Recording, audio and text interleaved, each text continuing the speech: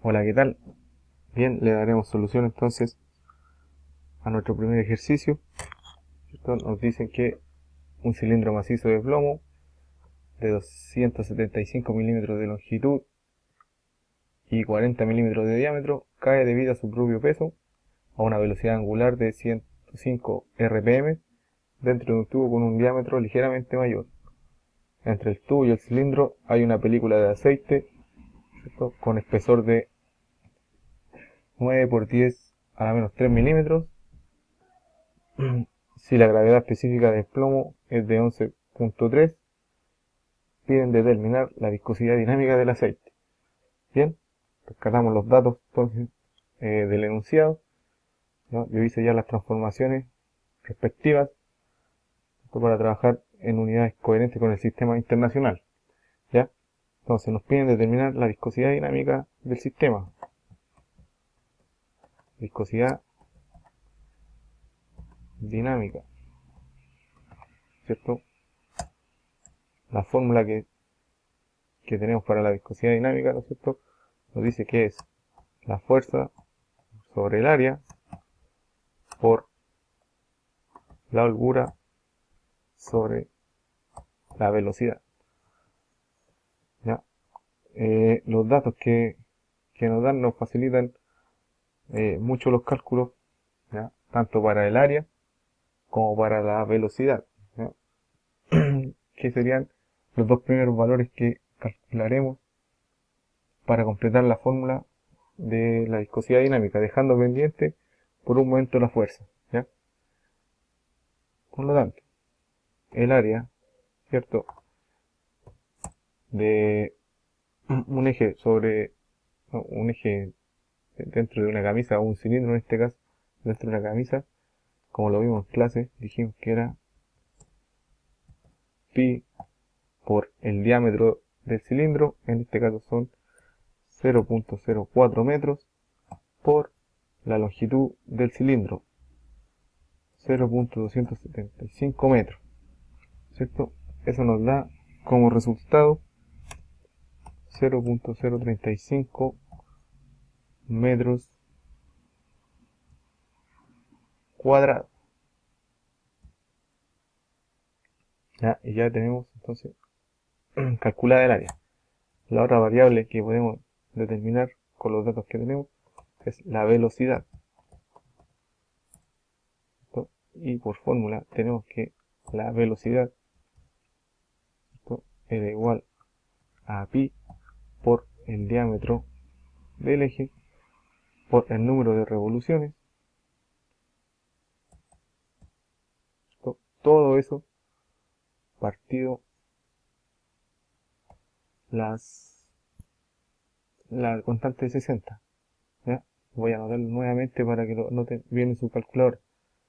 Entonces es pi por el diámetro por el número de revoluciones, todo partido en 60. ¿Ya? Para que esta velocidad nos quede en metros por segundos. Eso nos da un total de 0.22 metros sobre segundo. ¿Ya? Ya hemos calculado entonces dos variables de esta ecuación, que es el área, ¿cierto?, de contacto y la velocidad. Bien, una vez calculada entonces el área y la velocidad de esta fórmula para determinar la viscosidad dinámica, solo nos queda determinar la fuerza. ¿Ya? Algunos datos que nos entrega el enunciado, ¿cierto? Dice que este cilindro, perdón, cae debido a su propio peso. Por lo tanto, como definición de peso, perdón, ya nosotros sabemos que el peso es igual a la masa por la gravedad, ¿ya? Como primera definición.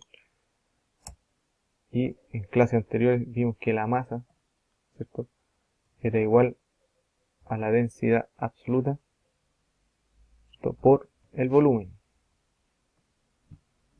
¿ya? Conociendo esta fórmula, ¿cierto?, y sabiendo la geometría del cilindro, conociendo la geometría del cilindro, podemos determinar el volumen con los datos que nos entrega el enunciado. Esto, y podemos calcular el volumen con la siguiente ecuación. Volumen, esto es igual al área de la circunferencia, o sea, pi cuartos por el diámetro al cuadrado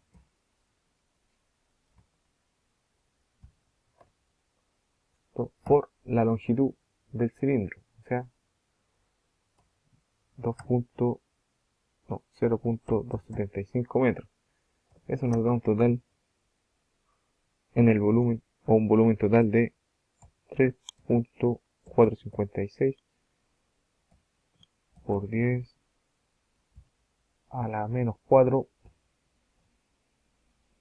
metros cúbicos.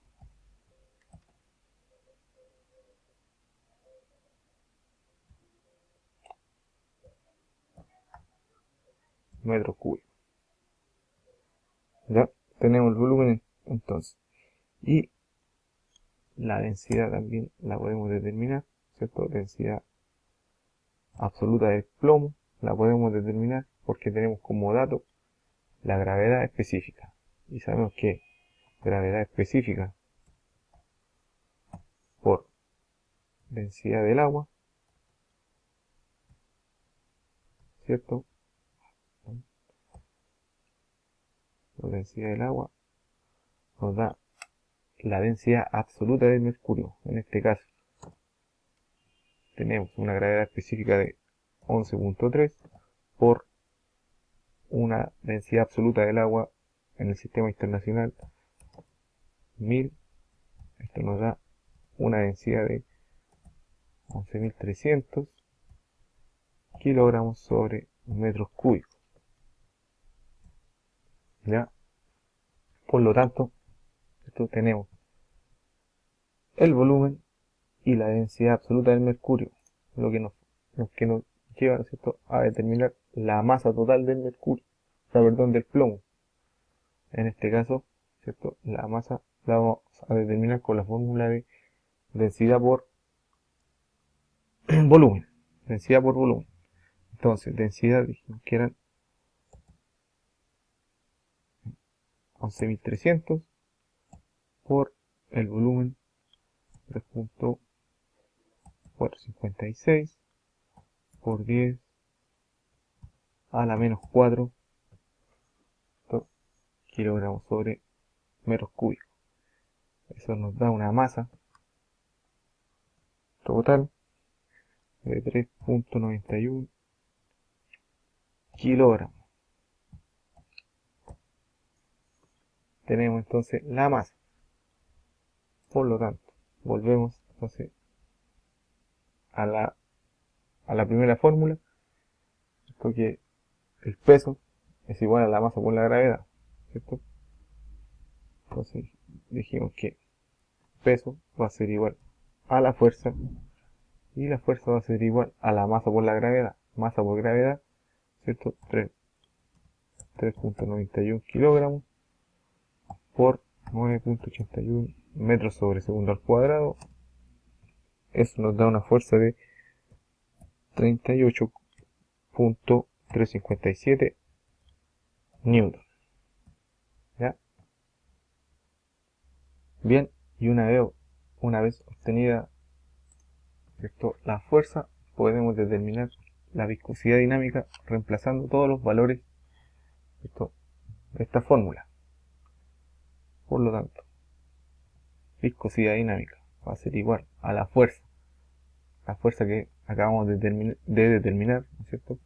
Voy a ponerlo con paréntesis, 38.357 newton, ¿cierto?, por, lo voy a reemplazar, o lo voy a multiplicar por la holgura, ¿cierto?, que existe entre el cilindro y la camisa, 9 por 10 a la menos 6 metros, dividido el área, 0.035 metros cuadrados, por la velocidad, ¿cierto?, calculada, o sea, 0.22. Eso nos da un total entonces de 0.045 pascales por segundo. La viscosidad dinámica entonces. Bien, espero que les sirva, que estén muy bien.